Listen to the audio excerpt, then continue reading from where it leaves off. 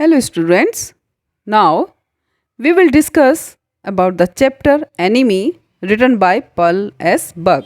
This story is about the Second World War between America and Japan.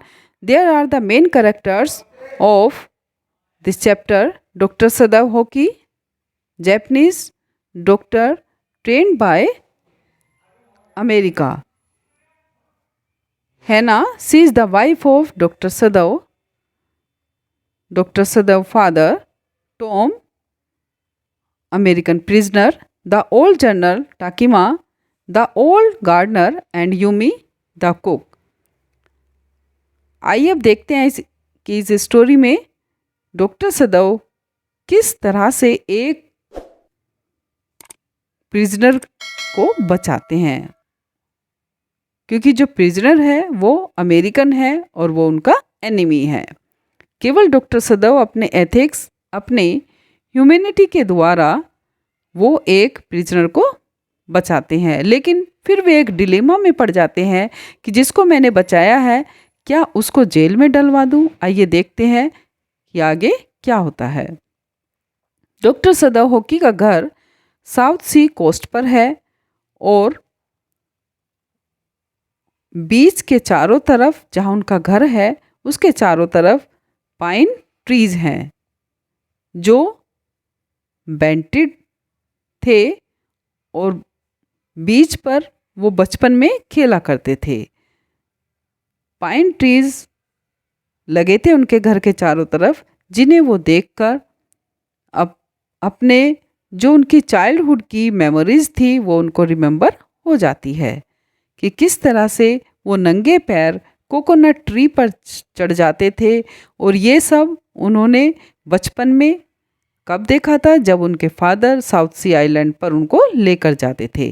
और जब उनके father वहाँ पर लेकर जाते थे तो जब कोकोनट ट्री पर वहाँ लोग चढ़ते थे कोकोनट तोड़ने के लिए, तो उनके फादर उनसे कहते थे कि ये जो आइलैंड है ये जापान का फ्यूचर है, island is a stepping stone. तो जब इस तरह से वो बोलते थे तो वो अपने फादर से पूछते थे कि ये फ्यूचर कैसे हो सकता है जापान।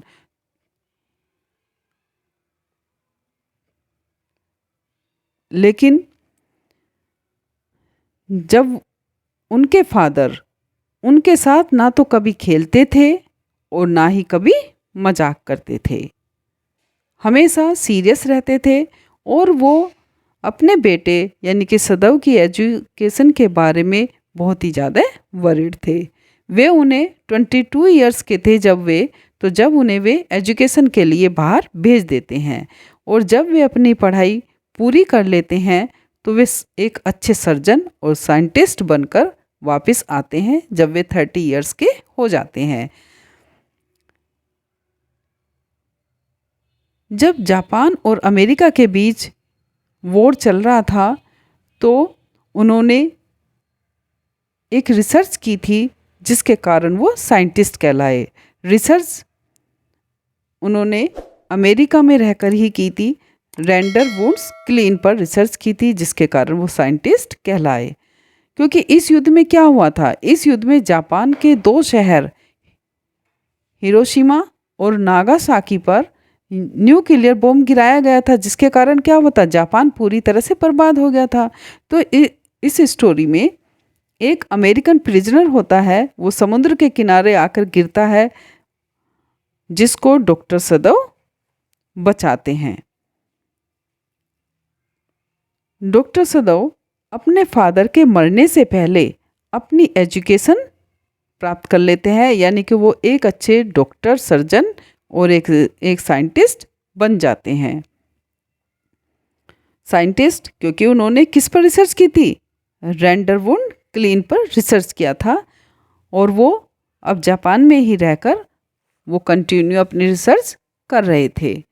सेकेंड वर्ल्ड वॉर जब चल रहा था तो उन्हें ट्रूप पर नहीं भेजा गया था। जो जनरल थे वहाँ के, क्यों नहीं भेजा गया था, क्योंकि जो ओल्ड जनरल थे उनकी तबीयत बहुत ही ज़्यादा ख़राब रहती थी और उन्हें कभी भी ऑपरेशन की नीड हो सकती थी, तो इसलिए उन्हें ट्रूप पर नहीं भेजा गया। क्यों? क्योंकि डॉक्टर सदैव के अलावा वो किसी पर भी बिलीव नहीं करते थे। वो डॉक्टर सदैव एक ऐसे अच्छे सर्जन थे जो उनके मुकाबले का कोई डॉक्टर जापान में नहीं था, इसलिए उन्होंने वो ट्रुप पर नहीं भेजे थे। अब डॉक्टर सदैव अपने घर की रेलिंग पर खड़े हुए थे और उनकी जो वाइफ है ना थी, वो पीछे से आती है। एक बहुत ही सुंदर, बहुत ही प्रीटी ड्रेस में है, किमीनो पहनी हुई है और उसके ऊपर हाईवरी पहन रखी है। और वहाँ पर वो खड़े हुए हैं दोनों, और अपनी जब उन्होंने एजुकेशन प्राप्त की थी अमेरिका में, तो उसी मेमोरीज़ में वो पहुँच जाते हैं।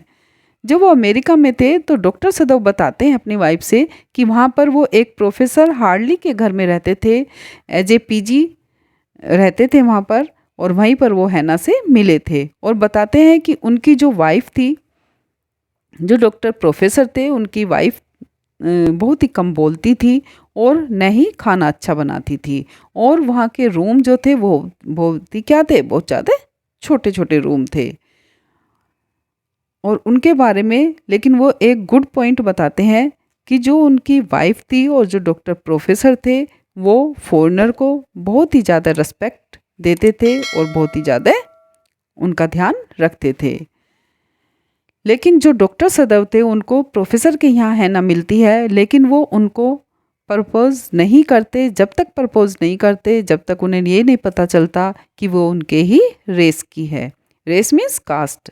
या इसलिए नहीं करते क्यों? क्योंकि उनके फादर एक्सेप्ट नहीं करेंगे अगर वो अदर रेस की हुई तो इसलिए वो उसको प्रपोज नहीं करते।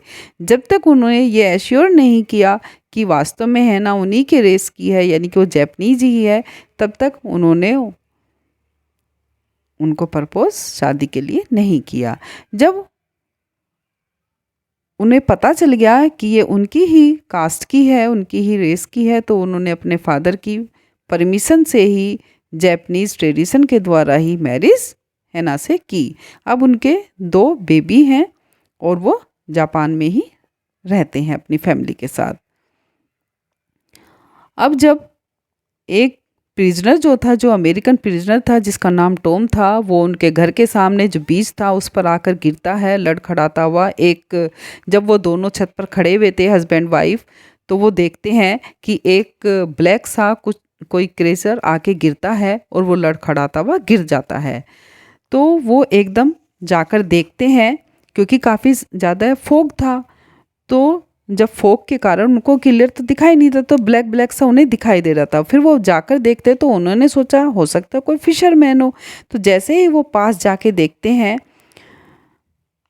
तो वो उसे हैना भी उनके पीछे पीछे जाती है डॉक्टर सदैव के, और वो पलटकर उसे देखते हैं तो उन्हें पता चलता है कि ये तो वाइट मैन है। तो वो एकदम दोनों ही घबरा जाते हैं वाइट मैन को देखकर। उन्होंने देखा कि उसको बहुत ही ज़्यादा क्या है, क्योंकि रॉक की जो वो एरिया था, जो बीच था, वो बहुत ही ज़्यादा रॉकी था, और वो बहुत ही ज़्यादा क्या हो गया था, वुंडेड हो गया था, बहुत ज़्यादा जख्मी हो गया था, जिसके कारण उसके क्या हो गए थे, कपड़े भी टैटर्ड हो गए थे रॉकी के कारण। बहुत ज़्यादा नुकीले रॉक्स थे वहाँ पर उस बीच में, तो उनके कपड़े भी क्या हो गए थे, प्रिजनर के बिल्कुल फट गए थे, और बहुत ज़्यादा जख्मी था और उसके ब्लड निकल रहा था बुरी तरह। तो जैसे ही ब्लड निकल रहा था और उसके जो बुलेट थी वो लगी थी, गोली कहाँ लगी थी, लोअर बैक राइट साइड में गोली लगी थी। तो डॉक्टर सदैव क्या करते हैं, जल्दी से सीमोस लेते हैं और उसे जहाँ से ब्लड निकल रहा था उस पर उसको पैक कर देते हैं, जिससे ब्लड बंद हो जाता है। बट जो डॉक्टर सदैव थे वो एक डिलेमा में पड़ जाते हैं कि इसे मार दें या छोड़ दें। लेकिन अगर वो डॉक्टर सदैव के बारे में सोचे तो डॉक्टर सदैव कैसे एक व्यक्ति को मरता हुआ देख सकते हैं। बट सेकेंडली एक प्रॉब्लम थी उनके सामने कि ये तो एक प्रिजनर है, एक अमेरिकन प्रिजनर है और उनका एनिमी है, तो डॉक्टर सदैव कैसे उसे शेल्टर दे। तो वो एक डिलेमा में पड़ जाते हैं, क्योंकि एक एनिमी को अगर वो शेल्टर देते हैं तो उनके बच्चों के फ्यूचर के लिए भी वो ठीक नहीं होगा, खतरा हो सकता है और उनकी लाइफ को भी खतरा हो सकता है। तो इसलिए वो, लेकिन अगर वो छोड़ देते हैं तो वो मर जाएगा, या फिर अगर पुलिस को देते हैं तो फिर भी वो मार देंगे पुलिस भी उसे। But being a human being and being a doctor वो उसे नहीं छोड़ सकते और वो इस कंडीशन में उसे अपने घर ले आते हैं। वो और उनकी वाइफ दोनों अपने घर ले आते हैं और घर लाकर जब वो सर्वेंट उनके देखते हैं तो उनके सर्वेंट उस अमेरिकन प्रिजन को देखकर वो चौंक जाते हैं और नाराज़ हो जाते हैं। लेकिन जो डॉक्टर सदैव हैं वो एज ए ह्यूमैनिटी के कारण और एक डॉक्टर होने के कारण वो अपने घर ले आते हैं और वो अपने फादर के रूम में उनको रखते हैं और उनका ऑपरेशन करने के लिए तैयार हो जाते हैं। तो वो अपने सर्वेंट से कहते हैं कि ठीक है, ये इसको जैसे ही ये ठीक हो जाएंगे तो हम इनको पुलिस को दे देंगे। लेकिन सर्वेंट सपोर्ट नहीं करते और ना ही बिलीव करते डॉक्टर सदैव पे, अपने मालिक पे, और कहते हैं कि तुम इन्हें छोड़ दो, ये हमारा एनिमी है, अगर तुम इसे रखोगे तो हम यहाँ से चले जाएंगे। लेकिन वो उन्हें कैसे छोड़ सकते हैं इस कंडीशन में, वो नहीं छोड़ते और उनका ऑपरेशन करने के लिए तैयार हो जाते हैं। अब यहाँ पर एक डिलेमा आता है कि किस तरह से वो उसे अपने घर में ले जाते हैं और किस तरह से सर्वेंट नहीं समझ सकते उनकी प्रॉब्लम क्या है, कि वो क्यों लाए हैं और क्यों उनको बचाना चाहते हैं, क्योंकि एक डॉक्टर ही जान सकता है कि वो डॉक्टर क्या चाहता था। तो यूमी के पास जब हैना जाती है और कहती है कि ठीक है, तुम जो हो ना जल्दी से बच्चों को सुलाकर आ जाओ और एक पेशेंट के वुंड को तुम्हें साफ़ करना है, क्लीन करना है। लेकिन जब यूमी जाकर देखती है कि ये तो वाइट मैन है तो वो एकदम मना कर देती है कि नहीं, मैं इसको वॉश नहीं करूँगी क्योंकि ये हमारा एनिमी है। तो हैना कहती है कि ठीक है, नहीं करोगी तो ठीक है, तुम जाओ। वैसे तुम्हें जो है ना, you should do what your master से, तुम अपने मालिक का कहना मानना चाहिए, जो तुम्हारा मालिक कहता है वो तुम्हें काम करना चाहिए। लेकिन यूमी एकदम मना कर देती है। तो फिर इस पर फिर हैना कहती है ठीक है, तुम इसे मुझे दो और तुम यहाँ से जाओ। तो हैना खुद ही उसके वुंड को साफ़ करती है। वो बहुत ही ज़्यादा कमज़ोर है, मुश्किल से ऐसी होगा कोई 19-20 साल का था वो प्रिजनर जो था। तो जो ओल्ड गार्डनर है वो भी उनको बताते हैं कि तुम्हें जो है ना ये नहीं करना चाहिए, ये अपने घर नहीं रखना चाहिए। क्यों? क्योंकि ये गन से और सी रिवेंज लेगा। इट मीन्स क्या, यानी कि जो प्रिजनर है इसे, इसको क्या है, यानी कि इसको जो है गन का शॉट लगा है, यानी कि इसको गन लगी है और उसने जो है डेथ को भी डिफीट कर दिया है। मतलब गन लगने के बाद भी ये बच गया है और फिर वो सी में भी मर सकता था लेकिन वहाँ भी नहीं मरा है। जैसे एक मूवी में होता है ना, मरने के बाद आत्मा बदला लेगी, तो इस तरह से गार्डनर उनको बोलते हैं, डॉक्टर इसको, हैना को और डॉक्टर सदैव को। लेकिन हैना जो है उनकी बातों पे विश्वास नहीं करती और वो उसके वुंड को साफ़ करती है, क्लीन करती है और फिर वो एश्योर कराती है अपने सारे सर्वेंट्स को कि जैसे ही ये थोड़ा ऑपरेशन हो जाएगा, ठीक हो जाएगा, तो हम इसको पुलिस के हवाले कर देंगे। लेकिन फिर भी सर्वेंट सपोर्ट नहीं करते और वो घर छोड़कर चले जाते हैं। अब वुंड क्लीन हो जाता है, ऑपरेशन की तैयारी होती है, तो डॉक्टर सदैव जो है वो हैना से कहते हैं कि तुम इसे एनेस्थीसिया दे दो। लेकिन उन्होंने कभी दिया ही नहीं था किसी को, तो वो घबरा रही थी कि मैं कैसे दूं, मैंने कभी किसी को दिया नहीं। तो डॉक्टर सदैव इस पर कहते हैं कि इसमें कोई प्रॉब्लम नहीं होगी, बस मैं तुम्हें बताता हूँ, वैसे तुम दे देना। लेकिन जैसे ही डॉक्टर सदैव उसके गोली निकालने की कोशिश करते, क्योंकि तब तक एनेस्थीसिया नहीं दिया था और वो बहुत बुरी तरह करा भी रहा था पेशेंट जो था, और उसके गोली कहाँ लगी थी, लोअर बैक राइट साइड पर गोली लगी थी। तो जैसे ही है ना देखती है ब्लड को तो वो घबरा जाती है और उसको वोमिटिंग हो जाती है। वो बाहर जाके वोमिटिंग करती है और फिर से तुरंत अंदर आ जाती है। इस समय डॉक्टर सदैव अपनी वाइफ के पास जाना चाहते थे, बाहर देखना चाहते थे, लेकिन नहीं जाते। वो क्यों नहीं जाना चाहते थे, लेकिन फिर भी नहीं जाते। क्यों? क्योंकि अगर वो जाते इस कंडीशन में छोड़ के तो उन्हें डर था कि कहीं ये पेशेंट मर ना जाए, तो इसलिए वो नहीं छोड़ते। और जब उनकी वाइफ आ जाती है वापस वोमिटिंग के बाद, तो वो फिर से पूछती है कि अच्छा बताइए कैसे देना है एनेस्थीसिया। तो वो कहते हैं कि एक कॉटन बॉल लो और उस पर एनेस्थीसिया ड्रॉप डालो और उसकी नोस्ट्रिल पर लगा दो तो वो बेहोश हो जाएगा। इसी तरह से वो करती हैं और वो बेहोश हो जाते हैं और ऑपरेशन शुरू हो जाता है। तो ऑपरेशन सक्सेस होता है। अब डॉक्टर सदैव जो है उसकी रिस्ट पकड़ कर देखते हैं तो पल्स ठीक चल रही है नहीं, तो वो पहले से बेटर है, तो वो हैना को बताते हैं कि नाउ ही इज़ बेटर, अब ये बच जाएगा। क्योंकि इसे लेकर आगे इनको प्रॉब्लम भी हो सकती थी, क्योंकि उन्होंने अमेरिकन सोल्जर को अपने घर में छिपा रखा था, जो एक क्राइम भी था उनके लिए। अब वो उठ जाता है, यानी कि उसको होश आ जाता है, और जो सर्वेंट थे वो भी जा चुके थे, मना कर दिया था उन्होंने वहाँ काम करने के लिए। तो हैना जो उनका पे कर देती है और फिर वो वहाँ से सब चले जाते हैं। तो हैना खुद ही उसकी देखभाल करती है, अपने हाथों से ही उसे सूप फीड कराती है। और जैसे ही वो सूप फीड कराने के लिए उसके रूम में जाती है तो वो घबरा जाता है एकदम हैना को देख के। तो हैना एकदम बोलती है डोंट बी अफ्रेड। जैसे ही वो बोलती है तो वो कहता है क्यों, आप को इंग्लिश कैसे आती है? तो हैना बोलती है मैं काफ़ी समय तक अमेरिका में रही हूँ। इस पर वो चुप हो जाता है।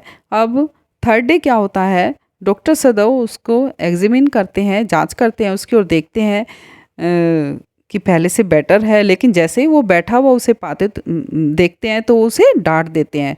क्यों? क्योंकि अभी अभी ऑपरेशन हुआ है, और अगर ऑपरेशन के बाद अगर ऐसे बैठे तो उन्हें लगा कि कहीं ऐसा ना हो ब्लड फिर से बाहर निकलने लगे, तो वो उसे लेटने के लिए बोलते हैं और उसके ऊपर क्विल्ट ढक देते हैं। और फिर वो डॉक्टर सदैव से पूछता है कि अब तुम मेरे साथ क्या करोगे, क्या मुझे पुलिस को दे दोगे? तो डॉक्टर सदैव कहते हैं आई डोंट नो, कि मुझे खुद नहीं पता कि मैं तुम्हारे साथ क्या करूँगा। तो डॉक्टर सदैव इस समय डिलेमा में पड़ जाते हैं कि अब उसके साथ करूँ तो क्या करूँ, क्योंकि सारे जो सर्वेंट थे वो भी चले जाते हैं, और वो खुद ही अपना घर का सारा काम खुद ही करते हैं। तो जो अमेरिकन है, जो प्रिजनर है, उसे लगा कि ये बहुत ही ज़्यादा सॉफ्ट कॉर्नर है। लेकिन ऐसा नहीं है कि वो बहुत ज़्यादा सॉफ्ट कॉर्नर है, बल्कि वो केवल इंसानियत के नाते ऐसा कर रहे थे, डॉक्टर सदैव और उनकी वाइफ जो थी। फिर 17 डे क्या होता है, जो डॉक्टर सदैव होते हैं वो पुलिस को एक लेटर लिखते हैं, और उसमें लिखते हैं कि 21 फ़रवरी को हमारे यहाँ बीच पर एक इस तरह से अमेरिकन प्रिजनर आके गिरा था। और वो लेकिन वो लेटर लिखते इनकम्प्लीट ही अपनी ड्रॉअर में उसे वापस रख देते हैं। इतने में ही पुलिस आती देखकर हैना घबरा जाती है। जब वो पुलिस की यूनिफॉर्म में देखती है उन बंदों को, तो वो पूछती है कि अच्छा आप यहाँ कैसे आए हैं? तो वो कहते हैं कि हम ओल्ड जनरल ने भेजे हैं, क्योंकि उनकी तबीयत बहुत ज़्यादा ख़राब है, वो बहुत ज़्यादा पेन में है, तो डॉक्टर सदैव को बुलवाया गया है। और डॉक्टर सदैव जनरल के यहाँ पर चले जाते हैं उनके घर पर, और वो उस प्रिजनर के बारे में उन्हें सब कुछ बता देते हैं। तो अब हम सिनेरियो देखेंगे कि जब जनरल के यहाँ पे डॉक्टर सदैव जाते हैं, क्योंकि उन्हें हार्ट अटैक आता है, तो डॉक्टर सदैव जब जाते हैं, और वो जो जनरल थे वो किस पर डिपेंड थे? वो डॉक्टर सदैव पर डिपेंड थे, क्योंकि उन्हें डॉक्टर सदैव के सिवा और किसी पर विश्वास ही नहीं था, और इसलिए उन्हें ट्रुप पर भी नहीं भेजा गया था। और डॉक्टर सदैव जो थे जनरल को इस प्रिजनर के बारे में बता देते हैं कि कैसे कैसे उन्होंने उसका ऑपरेशन किया और कैसे वो अपने घर में लाते हैं उसको, और अपने घर में रखा हुआ है। तो जो जनरल थे वो उनसे प्रॉमिस करते हैं डॉक्टर सदैव से कि मैं अपने 2 प्राइवेट एसेंस को भेज दूँगा तुम्हारे यहाँ पर रात को, और वो उसे मार देंगे और उसकी बॉडी भी वहाँ से हटवा देंगे। तो वो कहते हैं कि ठीक है। लेकिन जब उन्हें पता चलता है कि वो एसेंस को भेजेंगे, तो वो रात भर सोते नहीं थे। बार बार हल्की सी भी आवाज़ आती थी तो वो उठकर देखते थे कि कहीं कुछ हुआ तो नहीं, कि मतलब हुआ तो नहीं, यानी कि एसेंस आकर उसको मार तो नहीं गए। लेकिन ऐसा कुछ नहीं होता। जब वो सोता हुआ मिलता था तो उनको रिलैक्स होता था। लेकिन वो इस बात को जरा सा भी हैना से भी डिस्कस नहीं करते इस बारे में। फिर डॉक्टर सदैव जब देखते हैं कि वो काफ़ी हद तक ठीक हो चुका है, तो वो एक एस्केप प्लान बनाते हैं और टॉम को वहाँ से बाहर निकालने की सोचते हैं, उसके देश भेजने के बारे में सोचते हैं। और उसे कहते हैं टॉम से कि मैं तुम्हें अपनी एक बोट दूंगा जो तुम्हें आइलैंड तक पहुंचाएंगी, और उस आइलैंड पर जो कोरियन फिश बोट आएगी उसमें तुम बैठकर अपने देश चले जाना। लेकिन वो ये भी कहते हैं उनसे कि इसके सिवा अगर कोई और बोट तुम्हारी हेल्प के लिए कहे तो तुम उनसे हेल्प नहीं लेना, और मैं तुम्हें ना एक टॉर्च दूंगा। सपोज़ तुम्हारा अगर खाना ख़त्म हो जाता है तो तुम 2 फ्लैश मारना, जिससे कि मुझे समझ जाऊंगा कि तुम्हारा खाना ख़त्म हो गया है। तो वो बोट में सब कुछ कपड़े और खाना वगैरह सब प्रॉपर रख देते हैं, जिससे उसे किसी बात की कोई कमी ना हो। और कहते हैं कि जो फ्लैश होगी तो तुम सूरज ढलने पर ही मारना। अगर तुम नाइट में मारोगे तो क्या होगा, वो जग जाएंगे, जो जैपनीज़ पुलिस है वो जब जग जाएगी और तुम्हें पकड़ सकती है। तो इसलिए तुम सूरज ढलते हुए ही इसको मारना, फ्लैश को। तो वैसा ही कहते हैं कि ठीक है, और अगर एक फ्लैश मारोगे तो मैं समझ जाऊंगा कि तुम्हें बोट नहीं मिली, क्योंकि हो सकता है कि तुम्हें वेट करते करते काफ़ी समय हो जाए और तुम्हें कोरियन बोट ना मिले। तो तुम एक फ्लैश मारना, मैं समझूंगा तुम्हें हेल्प की नीड है और मैं तुम्हारी हेल्प करने के लिए आ जाऊंगा। तो वो ऐसे ही करते हैं, अपनी बोट दे देते हैं और वो पहुंच जाते हैं। लेकिन वो फ्लैश नहीं मारते क्योंकि वो अपनी सुरक्षित जगह पहुंच गए हैं। इस तरह से डॉक्टर सदव जो है एक प्रिजनर की लाइफ को बचाते हैं। फिर एक दिन जनरल की अचानक तबीयत खराब हो जाती है, फिर से डॉक्टर सदव को वो बुलवा लेते हैं, और डॉक्टर सदव जब उनके ट्रीटमेंट करते हैं तो जनरल उनसे कहते हैं कि सॉरी, मैं इस अपना प्रॉमिस भूल गया था और मैं एसेंस को नहीं भेज पाया। तो इस पर डॉक्टर सदव कहते हैं कोई बात नहीं, लेकिन मैंने तो अब टॉम को भगा दिया अपने घर से और वो ठीक भी हो गया था। तो इस पर जनरल कहते हैं कि ठीक है, अगर तुमने ऐसे किया है तो ठीक है, वो दोनों में अंडरस्टैंडिंग हो जाती है, और इस तरह से उनकी लाइफ को उसने सेव किया। फिर दोनों आपस में बातें करते हैं। जनरल कहता है कि तुम ये मत समझना कि मैं एक ट्रेटर हूँ और मैंने अपने देश के साथ धोखा किया है।